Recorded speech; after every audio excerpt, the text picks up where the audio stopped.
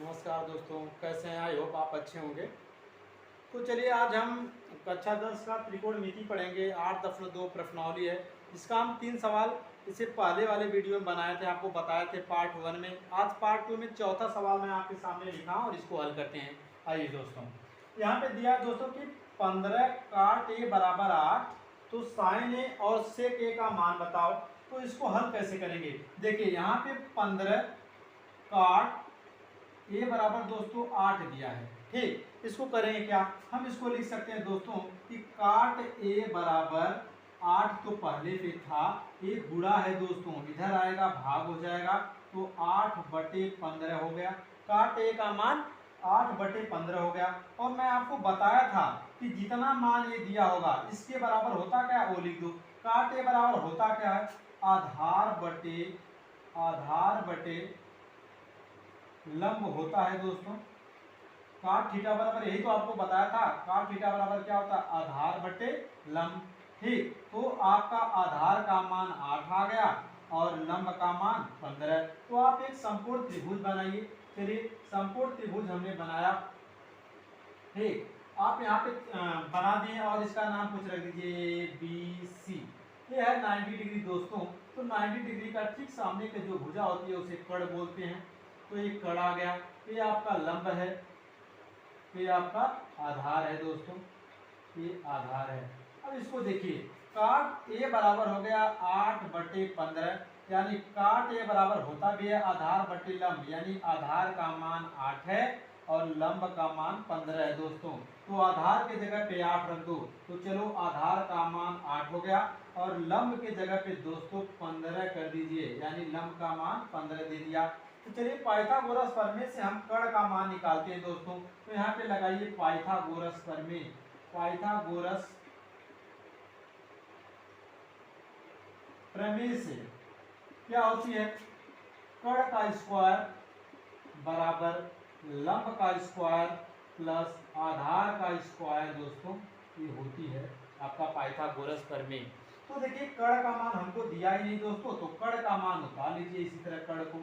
ठीक, लंब का मान दिया है 15, तो 15 का स्क्वायर कर दो, प्लस आधार का मान 8 दिया है दोस्तों, तो 8 का स्क्वायर कर दो। हो जाएगा आपका कर्ण का स्क्वायर बराबर 15 का स्क्वायर करोगे तो 225 आ जाएगा, 8 का स्क्वायर करोगे तो 64 आ जाएगा, यानी कर्ण का स्क्वायर बराबर हो जाएगा दोस्तों, इसको जोड़िए 9 और 6 2 8 और 289। जब कर्ण का मान निकालेंगे आप तो स्क्वायर हटेगा तो इधर कड़ी लग जाएगी। तो 289 का वर्गमूल आप जब निकालोगे तो आपका हो जाएगा 17। कितना आ जाएगा दोस्तों? 17 वर्गमूल आ गया। 289 का वर्गमूल कितना होगा? 17 होगा। तो यानी कर्ण का मान भी हमको पता हो गया, 17 कर्ण का मान आ गया और आधार 8 है, लंब 15, तीनों भुजा हमको पता चल गई दोस्तों। अब हम लगाएंगे सवाल। सवाल में हमसे पूछा क्या? पूछा है फाइन ए का मान बताओ। साइन ए पूछ दिया। फाइन ए का मान होता है, फाइन थीटा बराबर होता क्या दोस्तों? लंब बटे कर्ण होता है। लंब बटे कर्ण होता है, ये फार्मूला है। अब लंब का मान कितना है दोस्तों? लंब का मान है 15 और कर्ण का मान है 17। तो आपका मान आ गया ना, साइन ए का मान आ गया कितना? 15/17 आ गया फाइन ए का मान दोस्तों। लेकिन अभी हमसे सेक ए का मान पूछा है दोस्तों। सेक ए का मान होगा क्या? सेक ए जो होता है ना दोस्तों, एक काफ का उल्टा होता है। तो काफ थीटा बराबर आधार बटे कर्ण होता है, तो सेक हो जाएगा तो कर्ण बटे आधार हो जाएगा। क्या हो जाएगा? कर्ण बटे आधार हो जाएगा दोस्तों। तो आप देखिए ना, ये कहाँ एंगल नीचे है तो कोई परिवर्तन नहीं होगा, जब ऊपर का एंगल लिया जाएगा तभी परिवर्तन होता है, तब लंब को आधार मान लेते हैं और आधार को लंब। लेकिन यहाँ पे एंगल नीचे है तो कर्ण का मान है कितना? 17। सिंपल सी बात है, 17 रख दीजिए। आधार कितना है भाई? 8 है, 8 रख दिए, तो सेक ए का मान आ गया। ये हमारा सवाल कंप्लीट हो गया। ठीक है ना दोस्तों? चलिए अब हम क्वेश्चन नंबर 5 हल करते हैं। क्वेश्चन नंबर 5,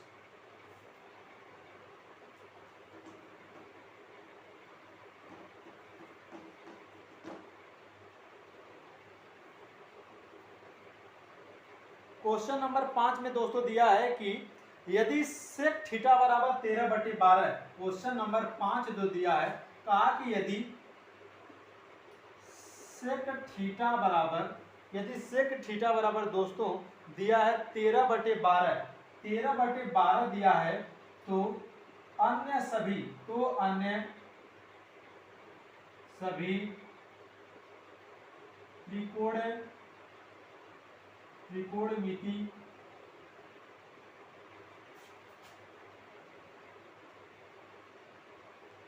सभी त्रिकोणमिति अनुपात को ज्ञात करिए।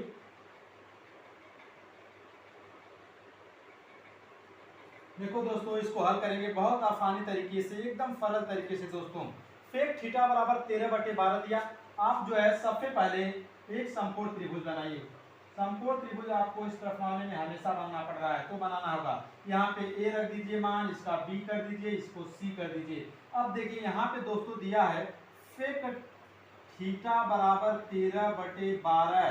सेक थीटा बराबर दोस्तों दिया है 13/12, लेकिन आपको पता करना है कि सेक थीटा बराबर होता क्या है दोस्तों।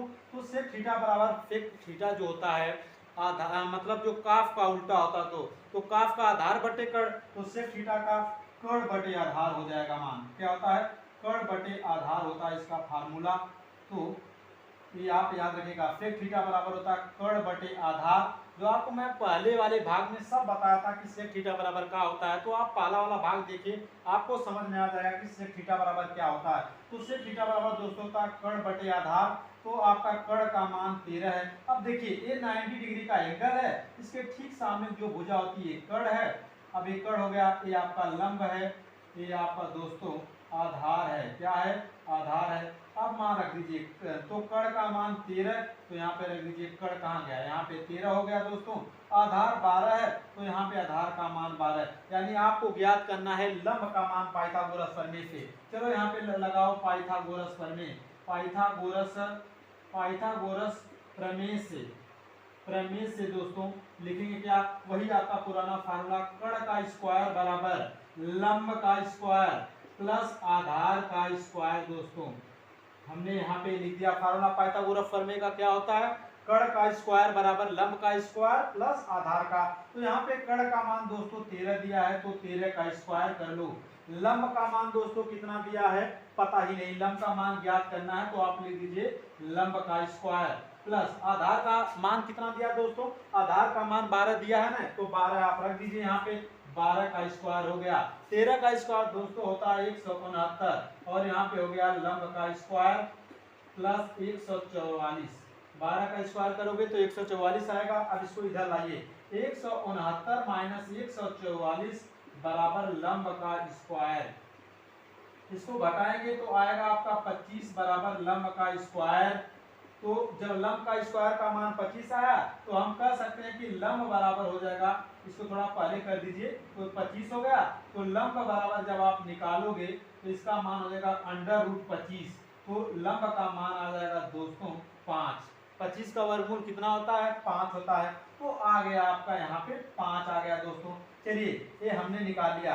अब हमको सभी निष्पत्तियां पूछ रहा है दोस्तों, जिसमें से एक तो दिया है, यानी 5 और निष्पत्तियां निकालना है। तो चलिए देखिए कैसे पांचों निष्पत्तियां को हम हल करते हैं। तो पहला आपका जो है होता है निष्पत्ति, पहला वाला साइन थीटा। दोस्तों कौन आता है? Sine theta. साइन थीटा पूछा, तो साइन थीटा बराबर आप जानते हैं ना क्या होता है? लंब बटे कर्ण होता है। तो देखिए दोस्तों आपका लंब बटे कर्ण, लंब है कितना? लंब जो है ये थीटा मान लीजिए, तो लंब आपका है 5, लंब 5 है, कर्ण कितना है? 13, तो ये आपका 5/13 आ गया। दूसरा कॉस थीटा, कॉस थीटा बराबर दोस्तों होता है आधार बटे कर्ण। आधार बटे कर्ण को लिखो, आधार बटे कर्ण। आधार का मान कितना है? आधार का मान है 12 और कर्ण का मान है 13, ये हो गया। तीसरा आती है आपका टैन थीटा। टैन थीटा बराबर होता है लंब बटे आधार। तो लंब का मान देखिए त्रिभुज में क्या दिया है, लंब का मान आपका दिया है, लंब का मान दिया है 5 और आधार का मान दोस्तों दिया है 12, तो 5/12 ये आ गया। तो चौथा आप निकालेंगे काट थीटा। काट थीटा तो आप जानते हैं इसी का टैन थीटा का उल्टा होता है, तो आधार बटे लंब कर दीजिए, और आधार का मान देखिए कितना है 12 बटे लंब का मान कितना है दोस्तों 5, ये आपका हो गया काट। सेक थीटा, पांचवा सेक थीटा आता तो सेक थीटा यहाँ पे दिया ही है, इसको मत निकालिए, ये ऑलरेडी दिया है। एक और बचा आपका जो है कोसेक थीटा। कोसेक थीटा जो होता है दोस्तों, इसलिए फाइन का उल्टा होता है कोसेक थीटा। तो कोसेक थीटा बराबर निकालोगे तो कर्ण बटे लंब हो जाएगा, तो कर्ण बटे लंब हो जाएगा।